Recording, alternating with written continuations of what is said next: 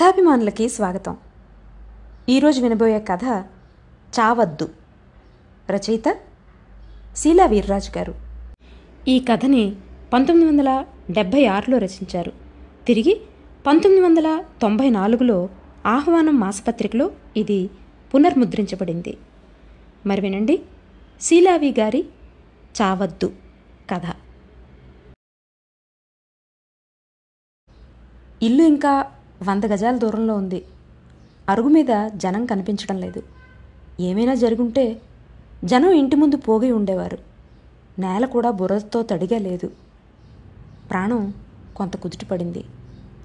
150 మైళ్ళ దూరం నుంచి బిగబట్టిన భయం, 50 గజాల దూరం నుంచి బిగబట్టిన ఊపిరి ఒక్కసారిగా సడలిపోయాయి.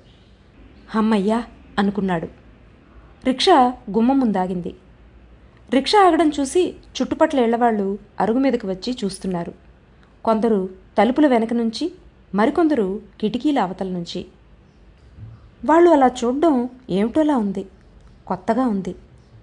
ఇంతకుముందు అనేకసార్లు వచ్చాడు, అప్పుడు ఇలా చూడలేదు. యథాలాపంగా చూసి కాసేపు సరదాగా ఆసక్తిగా నిల్చునేవారు. ఇప్పుడు సరదా లేదు, ఆసక్తి మాత్రం ఉంది. దానితో పాటు జాలి కూడా. వాళ్ళు అలా చూస్తుంటే మళ్ళీ భయం వేసింది. గుండె దడదడలాడింది. రిక్షావాడికి డబ్బులిచ్చి మెట్లు ఎక్కుతుంటే కాళ్ళు తడబడ్డాయి. ఊపిరి బిగబట్టాడు. తలుపు తట్టాడు. ప్రభ వచ్చి తలుపు తీసింది. రాబావా అంది. ఆమె పిలుపులో జీరలేదు. చూడగానే బావురుమనలేదు. ఓ నిమిషం ఆగిపోయినట్టు అనిపించిన గుండె మళ్ళీ కొట్టుకోవడం మొదలెట్టింది. మీ అక్కయ్యకి ఎలా ఉంది?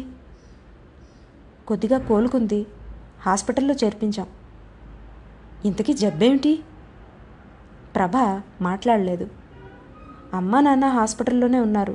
స్నానం చేసి వెళుతూ గానివి, కోటిగాడినిచ్చి పంపుతాను. ఒరే కోటి, భూషణం బావ వచ్చాడురా. ప్రభ లోపలికి వెళ్ళిపోయింది. నాగభూషణం నడవాలో నుంచుండిపోయాడు. బిక్కుబిక్కుమంటున్నట్టుంది. గోడలు మౌనంగా నిల్చుని పరిశీలనగా చూస్తున్నట్టున్నాయి. ఎదురుగా నిల్చుని పలకరించకుండా జాలిగా చూస్తున్న బంధువుల్లా ఉన్నాయి. ఇల్లంతా నిశ్శబ్దంగా ఉంది. మాటలు రాని వెర్రిదానిలా దిగాలుగా ఉంది ఆ మూల రేడియో. ప్రభ ఇంట్లో ఉండి కూడా రేడియో అలా మోగపోవడం ఆశ్చర్యంగానే ఉంది. ఆమెకు పాటల పిచ్చి. ఎప్పుడూ వాగుతూ ఉండాల్సిందే. సిలోనో, వివిధ భారతో, మరోటో ఏదో ఒకటి. కోటేశ్వరరావు వచ్చి పలకరించాడు. చిన్నతనం. పలకరించడమే కానీ పరామర్శించడం తెలియదు. మీ అక్కయ్యకి ఎలా ఉంది? ఇప్పుడు బాగానే ఉంది, పొద్దున్న వెళ్ళొచ్చాను అన్నాడు ఆ అబ్బాయి. ప్రభ నీళ్లు తోడానని పిలిస్తే వెళ్ళి స్నానం చేసి వచ్చాడు నాగభూషణం. కాఫీ కాచి పట్టుకొచ్చింది. తాగుతూ, నిన్ననే రజని ఉత్తరం రాసింది. అందులో కనీసం ఒంట్లో నలతగా ఉంటుందని చూచాయిగా కూడా ఏం లేదు. ఇంకో వారం 10 రోజుల్లో వీలు చూసుకుని తనను తీసుకెళ్ళడానికి రమ్మంది. సరిగ్గా రోజు తిరక్కముందే ఈ టెలిగ్రామ్.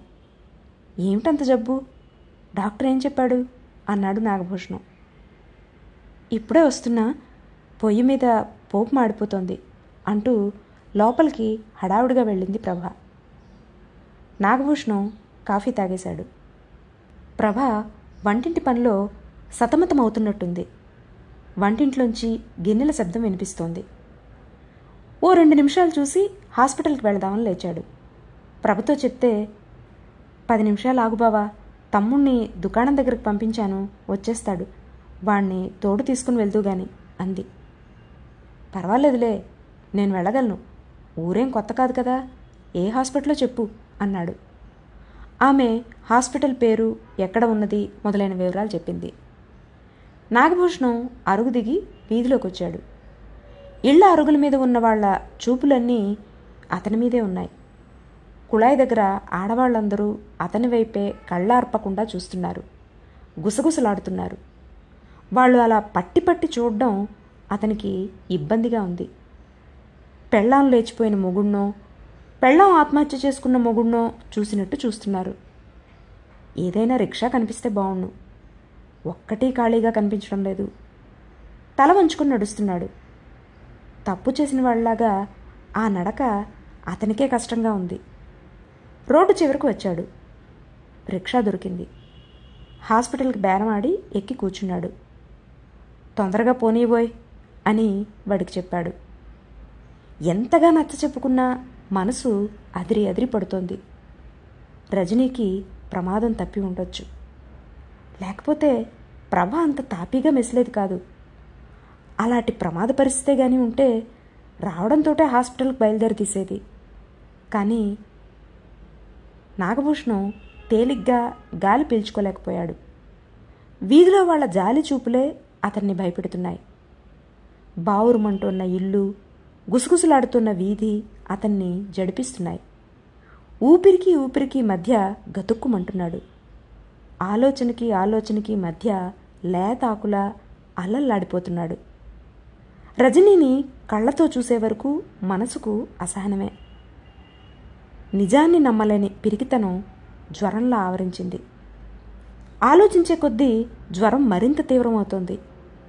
ఆ జ్వర తీవ్రతలోనే అతను ఒక్కసారిగా తుళ్ళిపడ్డాడు. ఇంతకీ రజనీకి ఏమిటి జబ్బు? ప్రభను అడిగినా చెప్పలేదు. ఏదో ప్రాణం మీదకి వచ్చే జబ్బేమో. ఏ విషజ్వరం లాంటిదో, గుండె నొప్పో, సెరిబ్రల్ హెమరేజో. నాగభూషణం ఆలోచనలు లేని వాళ్ళ రిక్షా వెనక్కు జారబడిపోయాడు. భయంగా బితుకుగా ఊపిరి పీల్చి వదులుతున్నాడు. రెప్పల్ని సాగదీసి అతికించినట్టు గట్టిగా కళ్ళు మూసుకున్నాడు.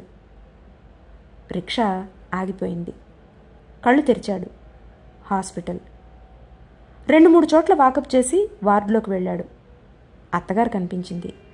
బెడ్ మీద రజని దుప్పటి కప్పుకొని నిద్రపోతోంది.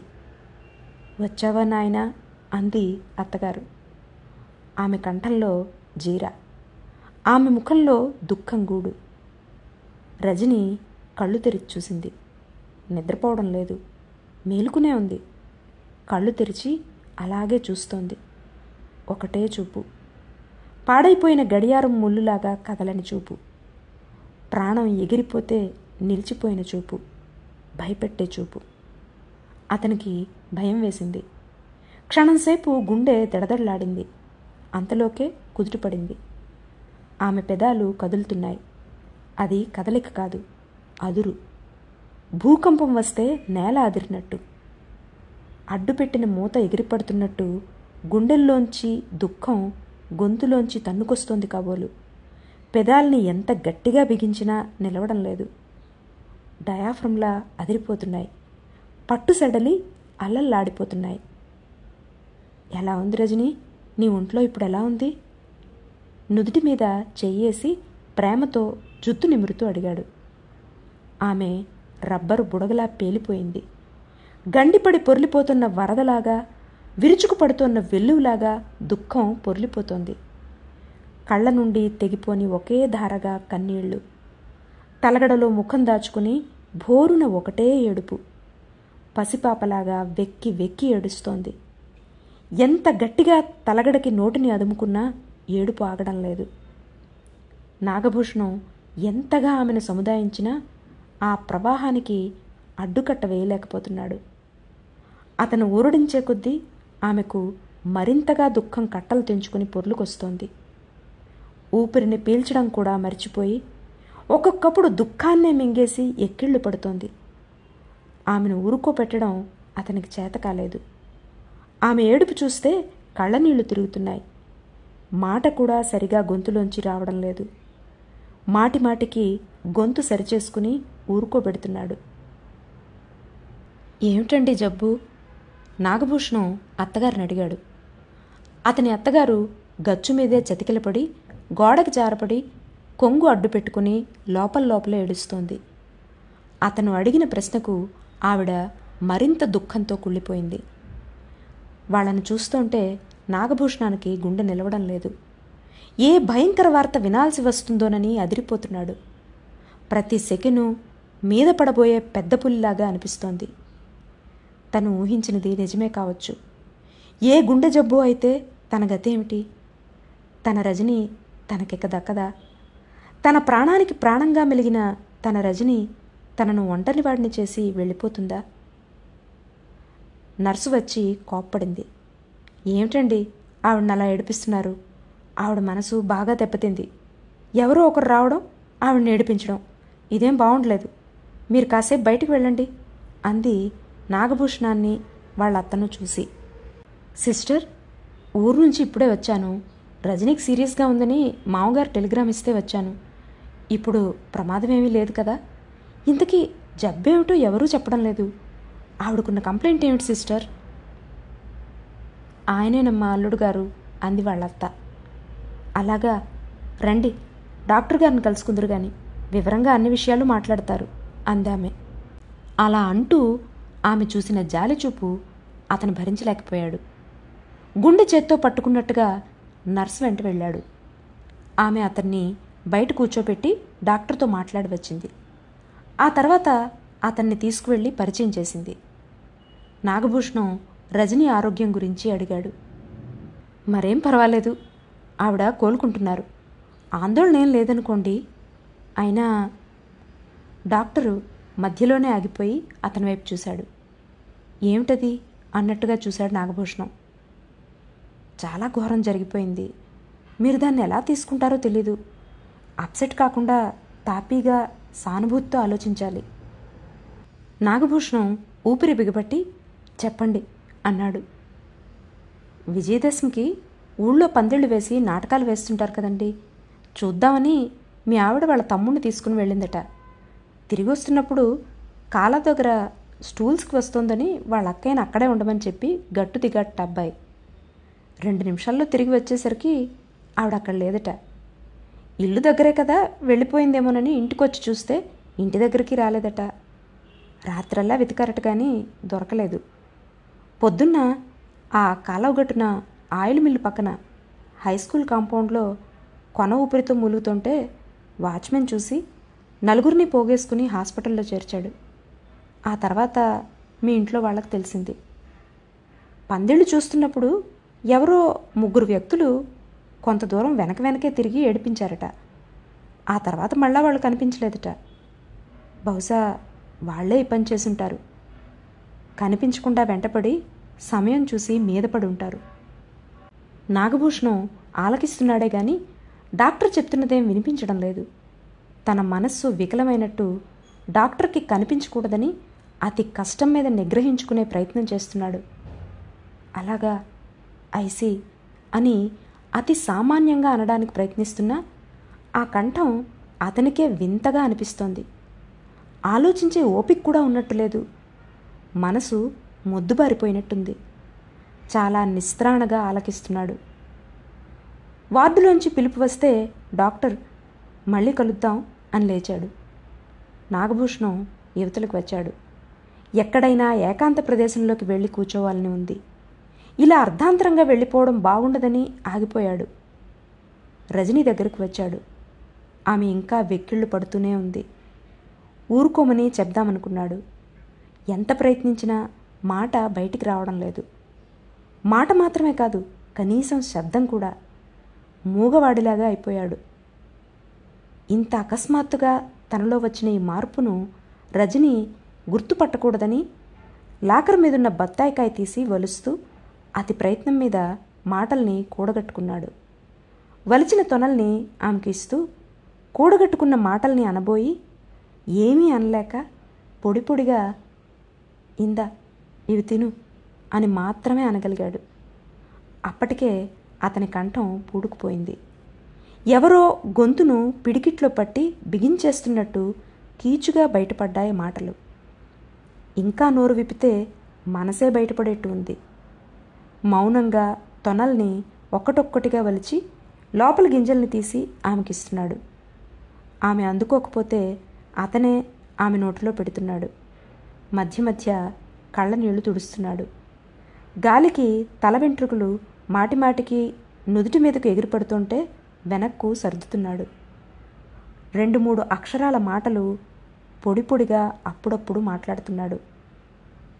ధారాళంగా మాట్లాడాలనుకున్నా సాధ్యం కావడం లేదు.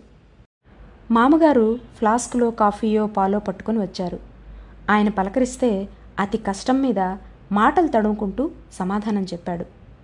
ఆ తర్వాత కూడా మామగారే మాట్లాడుతూ వచ్చారు. అతను శ్రోతగానే ఉండిపోయాడు.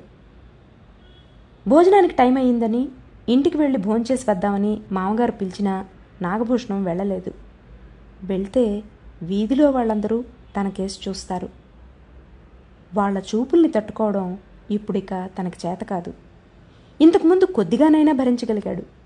ఇప్పుడు అందరి ఎదుటికి రావాలంటే సిగ్గుగా ఉంది. తల విరిచేసినట్టుగా ఉంది. ఏదీ పట్టించుకోకుండా, ఎవరినీ చూడకుండా ధైర్యంగా వెళ్లే సాహసం లేదు. చూసి చూడనట్టు చూసి చూడలేదనుకునే నిర్లిప్తత లేదు. అందుకే అతను ఇంటికి వెళ్ళలేకపోయాడు. చీకటి పడే వరకు హాస్పిటల్లోనే ఉన్నాడు. అక్కడ అంతసేపున్నా ఎక్కువగా మాట్లాడవలసిన అవసరం లేకపోయింది. నిద్ర వచ్చినా రాకపోయినా రజని కళ్ళు మూసుకుని పడుకునే ఉంది. నాగభూషణం రాత్రి బాగా చీకటి పడ్డాక గానీ ఇంటికి వెళ్ళలేదు. భోంచేద్దామని కూర్చుంటే అన్నం సరిగా సహించలేదు. పడుకుంటే నిద్ర కూడా కరువైపోయింది. మనసు నిండా అసహనం, ఆలోచనల నిండా అశాంతి. చింపి పారేసిన ఆలోచనలతో చెత్తకుండీలా ఉంది మనసు. కాళ్ళు తుడుచుకునే కొబ్బరి పట్టాల పీచు రేగిపోయి ఉంది. పూడుకుపోయిన కాలవల ఆలోచనలు పొర్లిపోయి చిత్తడి చిత్తడిగా ఉంది. తన మీద తనకే కోపం. తన కేసు తను చూసుకోవాలంటే సిగ్గు. తన జీవితం మీద అసహ్యం. తన మీద జాలి. తన కళ్ళ ఎదుటే ఒక బంగారు కళ కరిగిపోయింది. ఎన్నో తీయని ఊహలు పక్వానికి రాకుండా పులుపు కాయలుగానే రాలిపోయాయి. ఎంతో మధురంగా అమృతమయంగా పండించదలిచిన బతుకు పంట ఎందుకూ కొరగాకుండా పోయింది. బతుకే పులిసిపోయింది. ఒక తీయని ఆలోచన, ఒక కమ్మని భవిష్యత్తు లేకుండా జీవితాంతం ఎలా గడపడం? హాయిగా ఆనందంగా ఒక చిరునవ్వైనా లేకుండా ఈ శిక్ష ఏమిటి తనకు?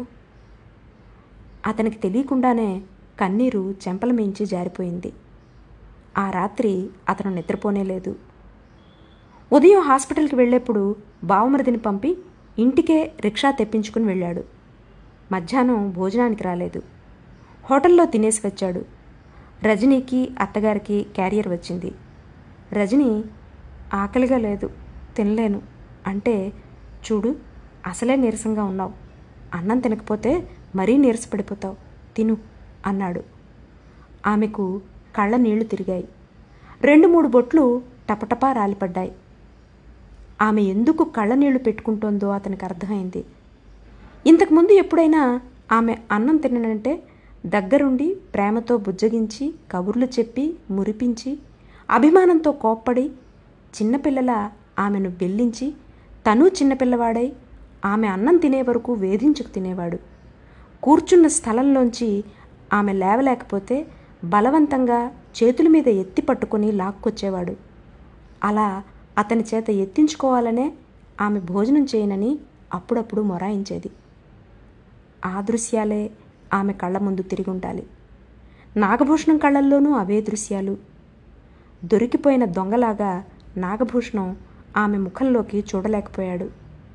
మెల్లగా లేచి ఆమెను మంచం మీద లేవనెత్తి కూర్చోబెట్టాడు. స్టూల్ దగ్గరగా జరిపి టిఫిన్ క్యారియర్ దాని మీద పెట్టాడు.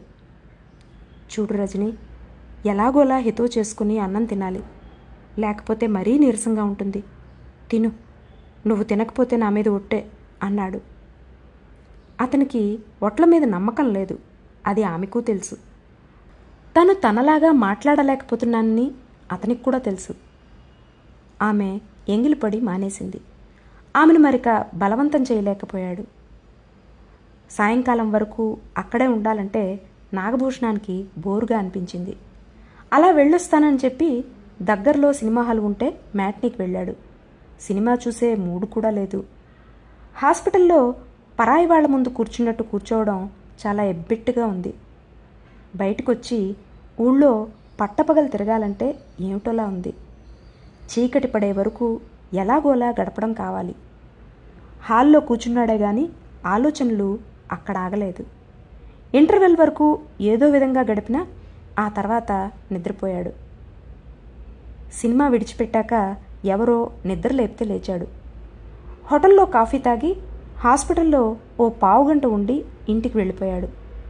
రాత్రి మామగారితో మర్నాడు తాను వెళ్ళిపోతానంటే మరో రోజు ఉండమన్నారు ఆయన. మర్నాడు ఉదయం రజనీని ఇంటికి తీసుకొస్తున్నారట. ఆ మరుసటి రోజు వెళ్ళొచ్చునన్నారు. మర్నాడు ఉదయం రజనీని తీసుకురావడానికి మామగారితో పాటు నాగభూషణం కూడా హాస్పిటల్కి వెళ్ళాడు. రిక్షా దొరక్కపోతే కొంత దూరం నడిచి వెళ్ళక తప్పింది కాదు. తల వంచుకుని నడుస్తున్నాడు. తెలిసిన వారెవరో వాళ్ళ మామగారిని పలకరించారు. అమ్మాయి ఆరోగ్యం గురించి పరామర్శిస్తున్నాడు ఆ వ్యక్తి. వీధి మధ్య నిల్చుని మాట్లాడుతున్నారు. నాగభూషణానికి తల కొట్టేసినట్టుగా ఉంది. మెల్లగా తల పైకెత్తాడు. కుళాయి నుంచి నీళ్లు పట్టుకొస్తున్న ఒక ఆమె అతన్నే పట్టి పట్టి చూస్తోంది. అతను తల పైకెత్తి చూడడంతోనే చూపు తప్పించేసింది. అతను ఇటుపక్కకు చూశాడు. అక్కడ ఇంటి అరుగు మీద కూర్చుని మాట్లాడుకుంటున్న ఇద్దరు పెద్ద మనుషులు అంతవరకు అతని వైపే నిదానించి చూస్తున్నవారల్లా అతను అటు చూడడంతోనే మరోవైపు ముఖాలు తిప్పేశారు. నాగభూషణం తలెత్తి అటు ఇటు చూస్తున్నాడు. అంతవరకు ఓ ఇంటి తలుపు దగ్గర నుంచుని చూస్తున్న ఓ అమ్మాయి అతను చూస్తుంటే లోపలికి వెళ్ళిపోయి తలుపు వేసుకుంది. అక్కడి నుంచి వాళ్ళు కదిలినప్పుడు నాగభూషణం తల వంచుకొని నడవలేదు. తలెత్తి అటు ఇటు చూసుకుంటూనే వెళ్ళాడు. హాస్పిటల్కి వెళ్ళాక డాక్టర్ గారితో మాట్లాడి వస్తానని మామగారు డాక్టర్ రూమ్కి వెళ్ళారు. నాగభూషణం నేరుగా వార్డులోకి వచ్చాడు. రజని ఇంకా మంచం మీదే ఉంది. అత్తగారు సామాను సర్దుతున్నారు. మంచం దగ్గరికి వచ్చాడు. రజని అటు తిరిగి పడుకుని ఉంది. ఇంకా పడుకునే ఉందేమిటి? లేపి కూర్చోపెట్టండి. మామగారు డాక్టర్ గారితో మాట్లాడడానికి వెళ్ళారు. రాగానే ఇంటికి వెళ్ళిపోవచ్చు అన్నాడు నాగభూషణం అత్తగారితో. లేమ్మా, లేచి కూర్చో, అబ్బాయి వచ్చాడు అంది. దగ్గరకొచ్చి లేవదీసి కూర్చోపెట్టింది. కూతురి చెక్కిళ్ల మీద కన్నీటి చారికలు ఉంటే కొంగుతో తుడిచింది. తడిసిన తలగడను నాగభూషణం చూశాడు. రోజుల్లా ఇలా ఏడుస్తూ కూర్చుంటే ఇక ఆరోగ్యం ఏం బాగుపడుతుంది? లాలనగా అనబోయిన అతని కంఠం కసురుకున్నట్టు వినిపించింది అతనికే. ఆ వెంటనే మళ్ళీ, అలా ఏడవకూడదు రజని, ఏడిస్తే నీ ఆరోగ్యం మరీ పాడైపోతుంది అన్నాడు. ఆమె ఉబ్బిన కళ్ళతో కొద్ది క్షణాలు అతన్నే చూస్తూ ఉండిపోయింది. చూస్తున్న ఆమె కళ్ళలోంచి కన్నీరు జలజలా కారిపోయింది. వాళ్ళమ్మ మందలిస్తూ కన్నీరు తుడిచింది. అతను మౌనంగా చూస్తూ ఉండిపోయాడు. మామగారు వచ్చి వెళ్ళిపోవడానికి ట్యాక్సీ ఏర్పాట్లు చేస్తున్నారు. నాగభూషణం ఒకసారి డాక్టర్ని కలిసి చెప్పి వద్దామని వెళ్ళాడు. చూడండి నాగభూషణం గారు, ఆవిడ విషయంలో చాలా జాగ్రత్తగా వ్యవహరించాల్సి ఉండి. ఆమె మనసుకు ఏమాత్రం బాధ కలిగినా తట్టుకోలేదు. చాలా వీక్గా ఉంది. ఏ విధంగానూ ఆమెకు మనస్తాపాన్ని కలిగించకూడదు. ఆమె మనసుకు తగిలిన ఈ గాయం మానే వరకు ఆవిడ రోగి కిందే లెక్క. ఆ విషయం ఇంట్లో వాళ్ళంతా ఎప్పుడూ గుర్తుంచుకోవాలి అన్నాడు డాక్టర్. తల ఊపి ఆయన దగ్గర సెలవు తీసుకుని వచ్చేశాడు. ట్యాక్సీలో ఇంటికి వస్తుంటే డాక్టర్ చెప్పిన మాటలే అతని చెవుల్లో మాటిమాటికి వినిపిస్తున్నాయి. డాక్టర్ అలా ఎందుకు చెప్పాడో తను అర్థం చేసుకోలేకపోలేదు. ఆమె విషయంలో చాలా జాగ్రత్తగా వ్యవహరించాలంటే అర్థం ఆమెకు బాధ కలిగించొద్దని. ఎందువల్ల ఆమెకు బాధ కలుగుతుందో డాక్టర్ చెప్పకపోయినా తనకు తెలుసు. ఆయన అలా ఊహించడం అసహజమేమీ కాదు. తను ఒక సామాన్యుడు. రాగద్వేషాలకు అతీతం కానీ అతి సామాన్యమైన మనసు తనది. ఇలాంటి మనసు ఉన్నతంగా ఎలా ఆలోచించగలుగుతుంది? తను ఒక మహాత్ముడిలాగా ఎలా ప్రవర్తించగలడు?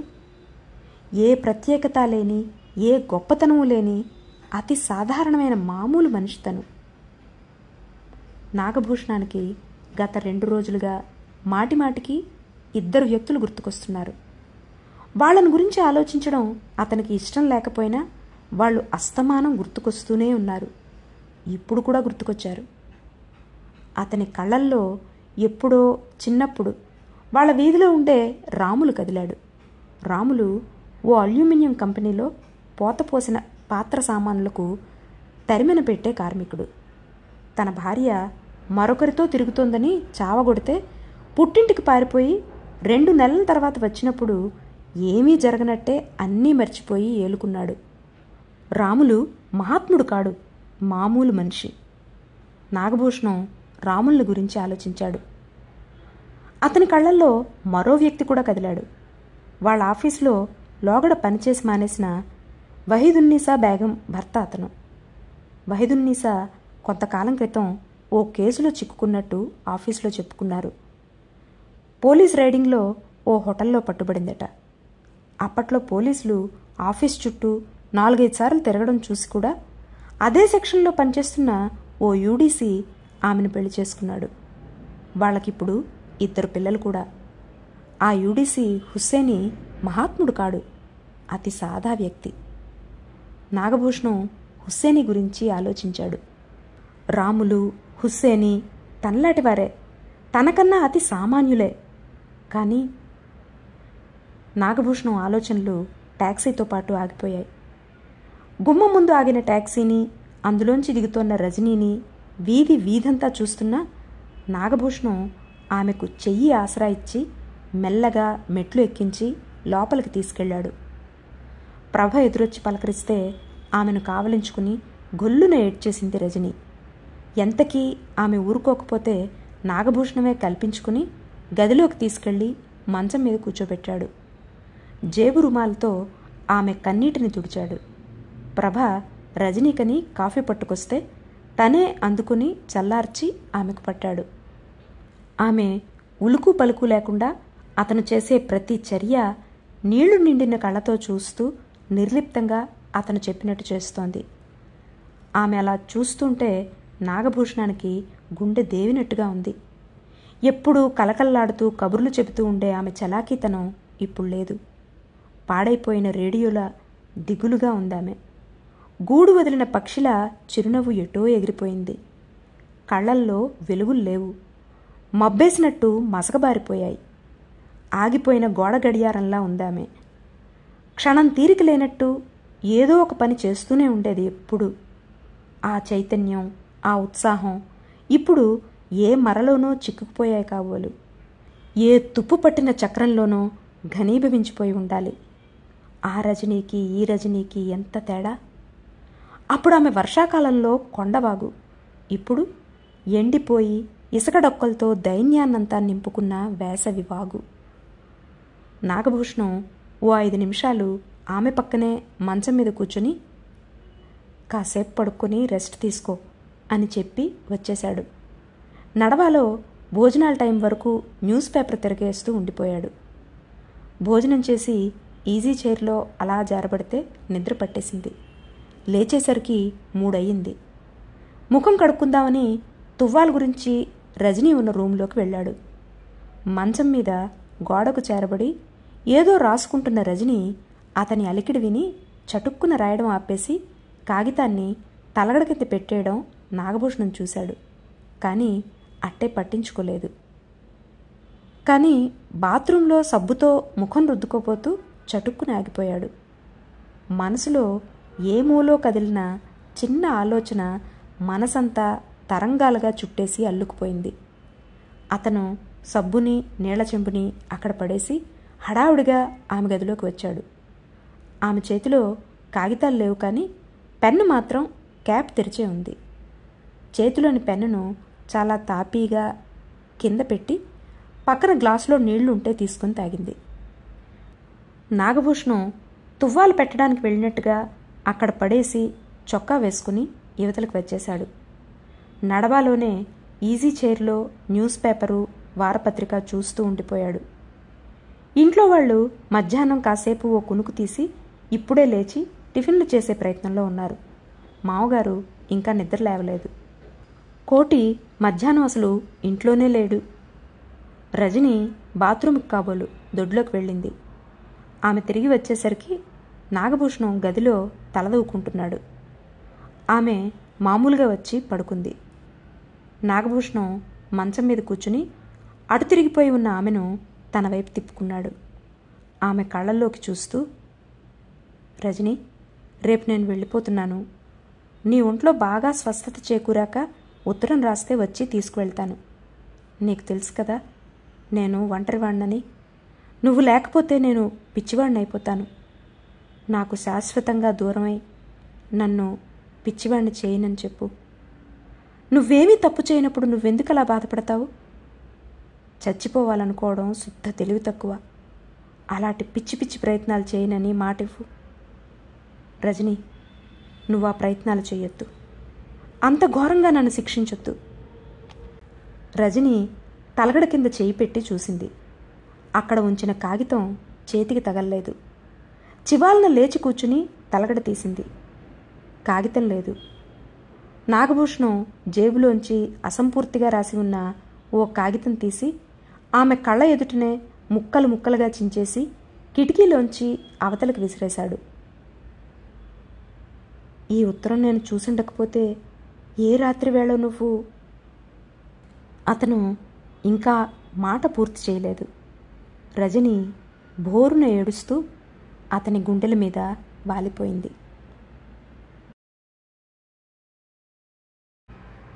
ఇది చావొద్దు కథ. ఇది ఈసారికి. వచ్చేసారి మరో మంచి కథతో కలుద్దాం. అంతవరకు సెలవు. నమస్కారం.